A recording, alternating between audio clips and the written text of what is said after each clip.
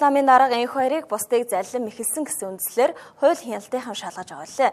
За хариу өнөөдөр авилгатай тэмцэх газрын 2 ажилтан тайлбар өгөх цаг өдрийг дурдсан алтан бичгийг энэ хоёрт өгсөн ч тэрээр хүлээж авахаас татгалцсан байна.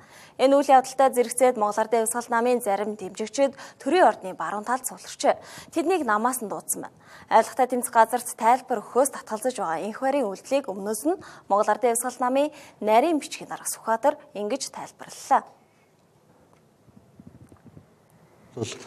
Монгол улсын шадар сайд улсын их хурлын гишүүн Оюнбаатрын албан ажлын өрөөнд нь бас нэр нь үл мэдэгдэх улсууд нэвтрээ орж зөвшөөрлгүйгээр нэвтрээ орж төрийн ордны хууль зөрчиж мөн холбогдох улсын их хурлын гишүүний болон засгийн газрын гишүүний халдшгүй байдалд нөлөөлсөн шууд үдүүлэг ийм алхмыг хийж тэгээ өөрсдөө тайлбарлахдаа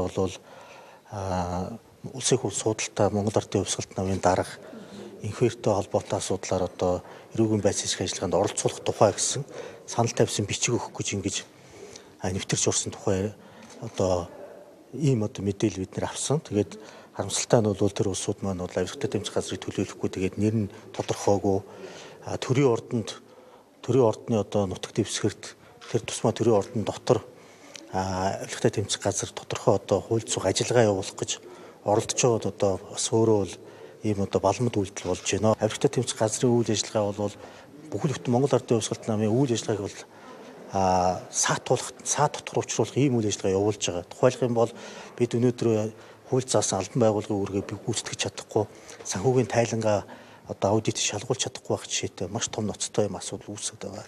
Тэгээ энд хүртэл хариу өгөхгүй байна. Үүссэн нөхцөл байдалтай холбогдуулаад энэ хоёр өнөөдөр төрийн ордонд буюу шадар сайдын өрөөнд өмгөөлөгч нартайгаа уулзсан байна.